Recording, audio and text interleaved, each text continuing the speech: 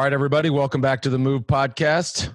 I am one of your hosts, Lance Armstrong, joined by Mr. Man on Time, Johan Brunel, JB Hager over in Austin, George with the unreliable internet over there in Greenville, South Carolina. And I am coming to you live from Phoenix, Arizona, where we all came out here for Jimmy Johnson's last race. So one of the greatest of all time. His final race in NASCAR, ran a hell of a race, got fifth. As well, I didn't want to wake up the family by doing this podcast. So I leaned on a very close friend who many of you all know and asked him if I could borrow his room this morning. So without further ado, oh boy. There's Chad Mountain, the Chad Mountain. He has not gotten out of bed. And we just hope that nothing goes on over there. That's why I have the computer angled over here, because there is no telling. Right? Today's show brought to you by OURA Ring. It is what it is, man. It's an amazing piece of technology, whether you're tracking your sleep, your activity, your recovery, your readiness. So much data coming out of this little thing. Heart rate variability, respiratory rate, sleep cycles, all of these things. It's a game changer, right? And look at it. That's it. That's all you got. Head on over to auraring.com, OURA ring.com. Today's show also brought to you by PowerDot, and this is also it. That's it right there, folks. It's the size of a double cheeseburger. When your back is blown out, like my friend Chado's is right here, he'll probably put this PowerDot on. You take it wherever you go. Integrates with Strava Health, integrates with Apple Health. Full-time recovery. Like it's been a game changer for me. Full disclosure, we are investors in this company because we're such fans. We love it. 20% off for our listeners. Head on over to powerdot.com/themove for 20% off. And they're also doing great things for other people, giving back to Feeding San Diego, Feeding America. Love that part. Last one. LMNT, I talk about it all the time because I sweat all the time. This is my go-to hydration solution. 1,000 milligrams of sodium, 60 milligrams of magnesium. No funk, no color, no sugar, no additives, no nothing. Stay salty, friends. And if you don't like it, 100% money back guarantee. Head on over to drinklmnt.com/themove. All right. Our boss is as has become the situation is Johan, right? And so, full disclosure, George and I really don't follow much cycling these days. But I do. The bus. I've done a better job in the last 10 days. Well, we're here to talk about the wrap up of the Tour of Spain. We're also going to touch a little bit on the wrap up of the season. Call it, Corona cycling season 2020. But a lot happened. And I think, and Johan, I want your opinion, but for me, as I was following the end of the Vuelta, we were all sort of treated to 3 fantastic Grand Tours this year, right? All very close. And the thing that stood out for me with this Tour of Spain, and I guess I read somewhere, hasn't happened since like 1983, that a Grand Tour was decided by time bonuses. And I remember back in the day when we raced, time bonuses were these things, they're kind of cute, kind of, they were kind of like little things that they did so that people could talk about shit on TV. But you never figured that they would decide the outcome of a Grand Tour. Yeah, well, in the Vuelta, they've become really important. Usually the Vuelta is decided by very small margins. The stat you read, I don't know where you read that, but that's not true. 2008. Excuse Vuelta, me? The stat you read about the time bonuses. Well, it's, and it really doesn't matter if it's true or not. It's just, because nobody else knows. It's just stuff you say that you sound smart. But I go ahead. I love you grading my homework. Go ahead. The 2008 Vuelta was decided by the time bonuses also, first and second. It's two of your very favorite riders. We're not going to name them, but that was decided by the time bonus too. But in this case, the time bonuses are there for everybody, and especially the Tour of Spain. There's no difference between the flat stages and the mountain stages. There's time bonuses on every stage at the finish, 10, 6, Really? and 4. And that's also why, for example, in the Tour of Spain, typically one of the GC riders wins the points jersey, the green jersey. It's not for sprinters. It's for the guy who's the most regular. And Roglič won 4 stages, so he takes red and green. But yeah, I mean, if you look back at it, Roglič got the most time bonuses, but it was also meant that in those crucial stages where he was fighting with the GC contenders, he was the strongest. And I thought, and I read the quote from Carapaz, he was a total gentleman about it. If I lost a Grand Tour because of time bonuses, I mean, I would say, what kind of bullshit is this? Okay, I have shown that I'm the strongest, and I lost by. I mean, I would be upset about that. He was a total stud. He said, "Look, I'm okay with that. I came and raced as hard as I could, and he got the time bonuses, and I lost." Well, Carapaz just seems like a happy-go-lucky kid anyway. He always has a big smile on his face. He's just happy to be out there racing his bike. He's JB. He's from one of these countries where I don't even know where it is. So you can imagine he's pretty happy, right? He's probably got a big salary. He's eating some paella. Well, not only that, but he had a far from his best Tour de France, coming off the Giro win last year. And then obviously not being there much to the Tour until the end when he became a lot stronger. And you can tell his form was on the way up. And I don't know, Johan, what do you think? I'm thinking Roglič wasn't as good as he was in the Tour de France, which is mind-blowingly impressive that he was still able to win the Tour of Spain. Yeah, he was far off. I spoke to some people who are close to him, and he was kind of a bit off, quite a bit off his best. I mean, it's just logical, I mean, the guy's been on top since the 7th of August, when he started to race again and win the Tour de l'Ain.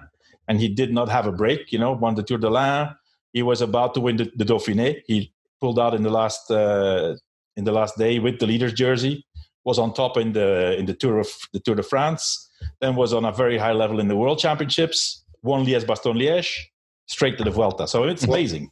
I read somewhere where 48% of the days that he raced this year, he was in the leader's jersey, which is absolutely crazy. But the most impressive thing for me was how strong mentally is this guy? Here we are on the second to last stage of a Grand Tour. He's in the same exact position, about to blow it all up, but he doesn't panic. He just stays within himself. He paces himself and loses 20 seconds where I almost couldn't watch it. It was that, it was that hard to watch, thinking, what if he loses this on the second last day? But to me, it was almost a test of like, hey, I can get over anything. I lost the Tour de France, a major defeat.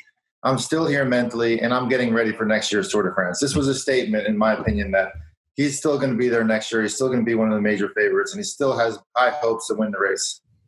Win the Tour. So. You're talking about the Tour for next year. Yeah. Plus, 57-kilometer time trial compared to this year, and flat time trials, which are, he's definitely a specialist time trialist, very aerodynamic. So that's for the Tour. It's in his favor. I think, a part of showing this fighting spirit during the Vuelta, the way he bounced back after this devastating ending in the Tour de France is just amazing.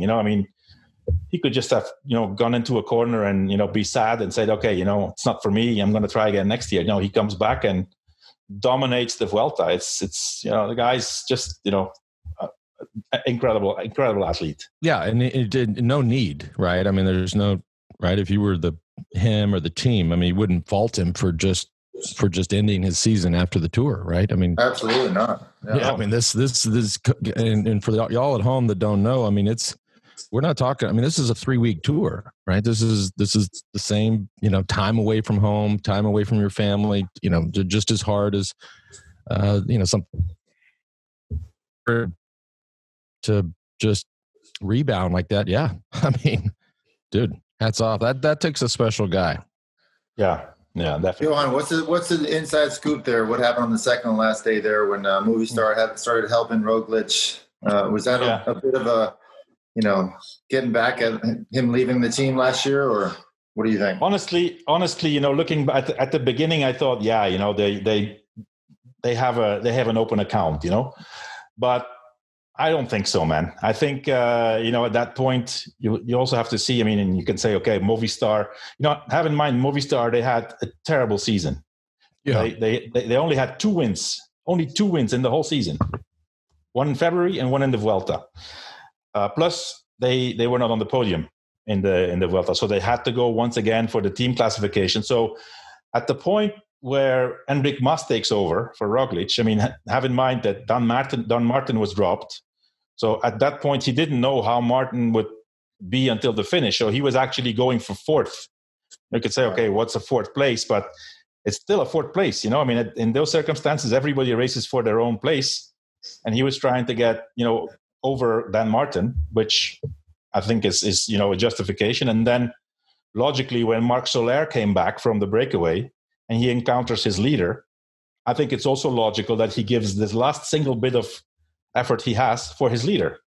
Yeah. Obviously, Roglic took advantage of that, but, it would have made 5 or 6 or 7 seconds difference, not more, because Roglic had a very, very good last kilometer, which he actually took some time back again. So I personally don't think that was, something like that would have to come from the team car. It would definitely not be a rider's decision, because I think that these guys get along quite well.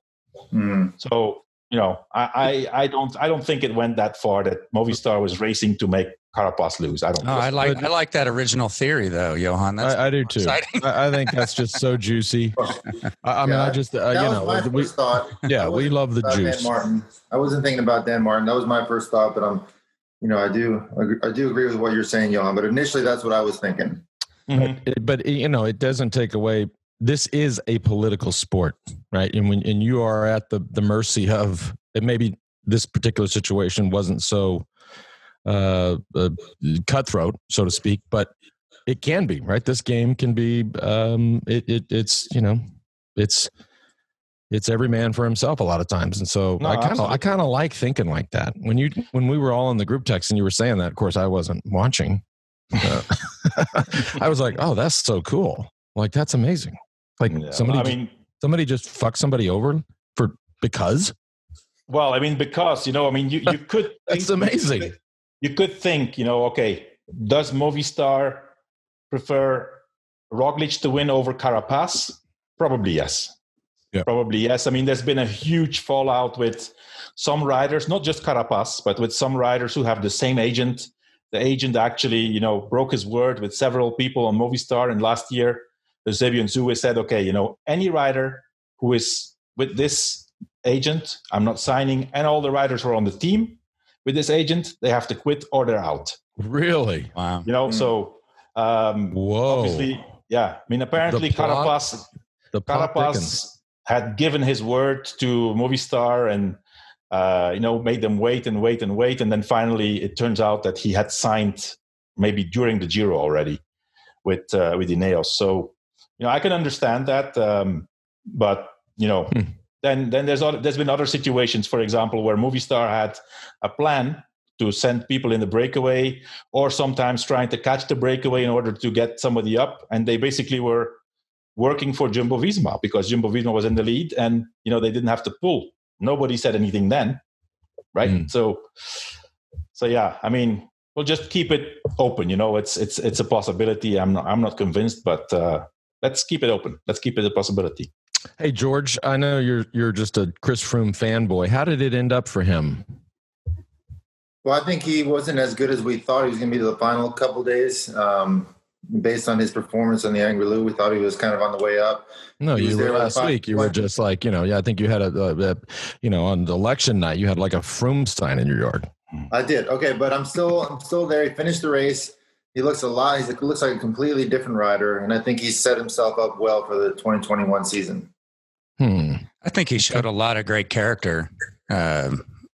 Just duking it out in this race, working when he could. He's not the same guy he used to be, but he seems to be, improving. I don't know. I like the character and writing.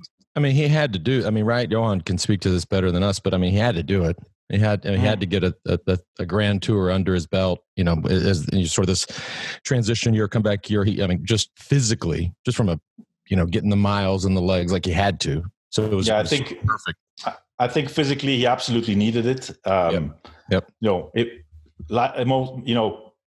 Preferably he would have been a little bit better in the last week, but at least, he can go into the winter with a certain point of reference. I have to tell though, I mean, he's going to have to improve a lot to be back at, with the best guys, I mean, these are not his usual rivals anymore. There's a whole bunch of new guys coming in and wow. I mean, it's going to be tough. The forces are against him. I mean, agreed. But I mean, I was with him last November, and the guy was barely walking. So from where he is right now, finishing the Tour of Spain at a relatively high level, we can say he's kind of back to, level playing field with his competitors, and can come into the off season without having to worry about full-time therapy to just get over his injuries and worry about getting stronger. So I think there's still hope there. We don't need to go down this rabbit hole because you're wrong. But well, two of the stories, the other forces are these. It's his own physical recovery, which I wish him the best for. But there's just these kids coming up. I mean, there's so many of them. It's so deep, and we talk about it every week. It's just shit. That's what I was going to say. There were two big recurring themes all season. Was all this young talent, and the other thing is the Ineos doesn't dominate like they used to. We saw a lot of other depth in teams, so that works against Froome as well. Yeah, in the Vuelta, it was actually, it was pitiful, because they were nowhere. They brought, I think, a weak team with guys who were tired, and they finished. The two guys abandoned, and Carapaz was on his own all the time. Whenever he needed to be supported. But, as one thing, George, that I saw also with that's really a big concern, I think, for Chris Froome, in my eyes, is that I've seen that he has lost confidence in the downhills. Ooh. Which, I've seen him being dropped on downhills. That's obviously something that, it's not going to be easy to get over that. After such a big accident, a big crash, he obviously knows, if he crashes again on that side, it's going to be. That's a big concern for me. That's a big problem. I wasn't aware of that. That's. I mean, when you lose the mojo. Yeah. Oof. I've been there, and it just means you're not having fun as well. Fact. Yeah. No, you're stressed and always tense on the bike, and always thinking something can happen. That's obviously something these young guys don't even think about. They're super young. They have no family to think about. They're only thinking about, okay, I want to go as fast as possible. Yeah. Right. So speaking of that, George, and I know you're also a Mark Cavendish fanboy.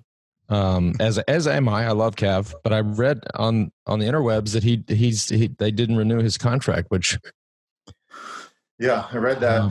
In fact, that's tough to read. He's one of the greatest sprinters of all time, a guy who still wants to play the game, but doesn't have a contract. Mm-hmm. Yeah, it's tough. No. I think for a team like Bahrain, it's, although he has people there that are, very close to him, Ellingworth and some other people who were at Sky before. But it's the Prince of Bahrain who's calling the shots, so I think it's very difficult to justify him staying on a team. He's not going to ride for the minimum contract.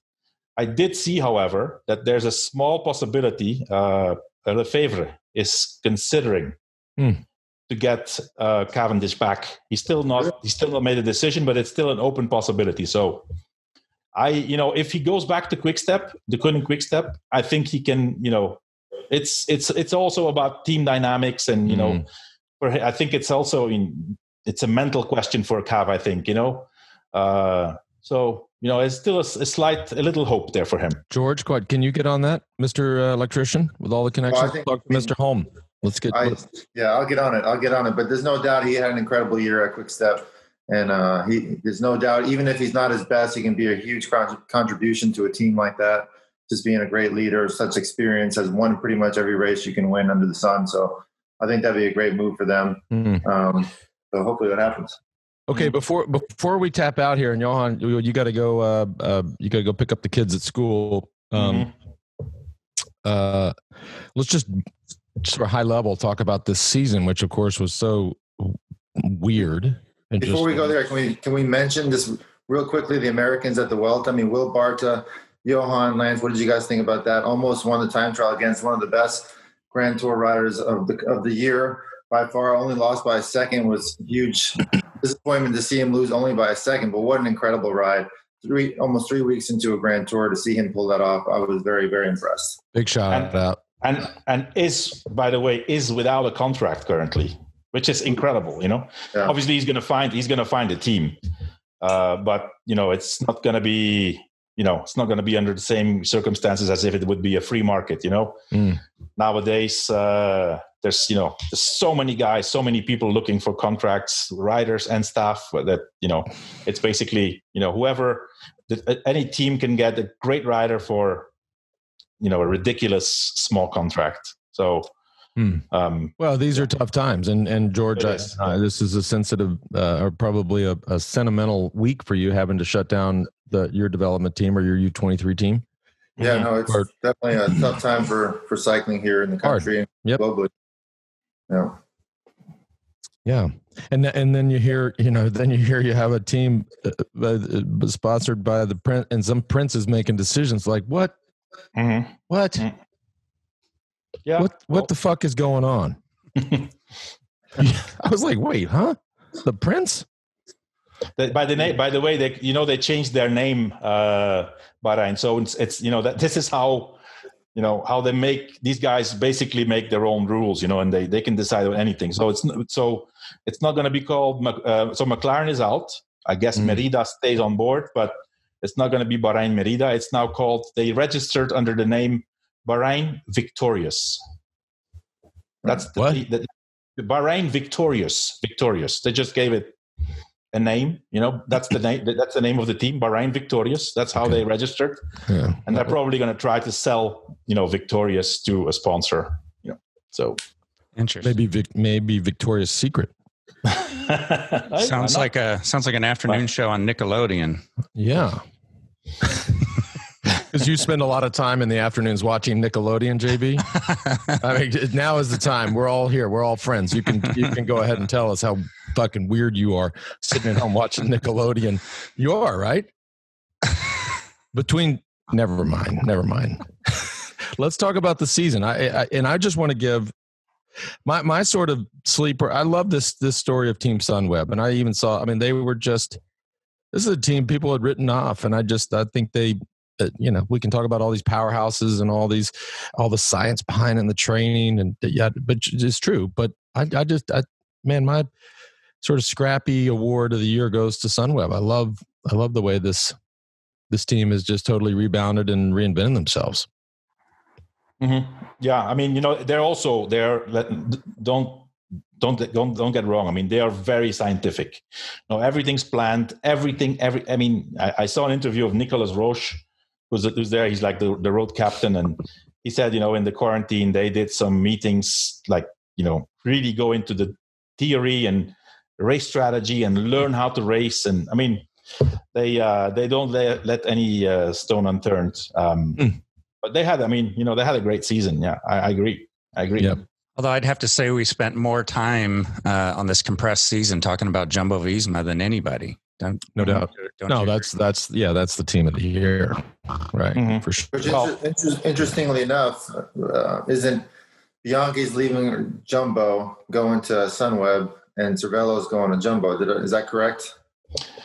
Bianchi is going to Bianchi's leaving Sunweb. They're going to Mitchelton.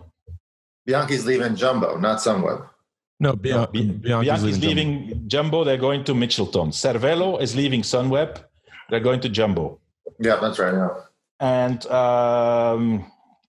where did I see? Well, anyway, there's so Scott. Where does that leave? Because where does that leave Scott Bikes then? Where'd they go? Scott, I read it somewhere. Scott goes to Sunweb. Oh, Scott goes to Sunweb. Exactly. Yeah. Scott goes to Sunweb. BMC goes to AG2R. Yeah. Yeah. Yeah. Crazy. You know, I mean, these obviously are big players, and these are the brands and companies that actually haven't suffered from coronavirus. So, you know, if there's one positive thing for cycling about the whole Corona crisis, it's that the bike industry, they haven't suffered. On the contrary. Yep. So no doubt. Yeah. No, this has been a boom for the industry, right? Who's your team of the season, George? I mean, you got to go with Jumbo and Primož, the best rider in the world. What he's done from the start of the Tour de Land to now finishing the Tour of Spain has been on top of his game the whole time. The team has been there. I mean, Sepp Kuss, what an incredible season he's had. I hope that he can recover. They use every ounce of energy this kid can put out. You saw on the second to last day of the Tour, he wasn't at his best, but he's still there with 3 kilometers to go. Just an amazing season for that team. I think, you know, one of the highlights of the Vuelta is actually on the second to last day. The fact that we could see that Sepp Kuss actually is able to have facial expressions while he's climbing. Yeah. Breaking news. Breaking news. Yeah. I mean, you know, talking about Roglič, you know, I have a little list here. Somebody did, some research. I mean, this is actually unbelievable. If you look, you know, since April 2018, his track record. He won the Tour of the Basque Country. He won the Tour of Romandy. He won the Tour of Slovenia. He was 4th in the Tour de France and 3rd in the Tour of Britain. 2019, won the Tour, started the season Tour of UAE, won it, won Tirreno, won Tour of Romandy, 3rd in the Giro, won the Vuelta a España. Over to 2020, started the season Tour de l'Ain, he won it, 2nd in the Tour de France, plus 2 stages, I think. Won Liège-Bastogne-Liège, won the Vuelta and 4 stages. I mean, and would have won the Dauphiné if he didn't. Would have won the Dauphiné, exactly. Yeah.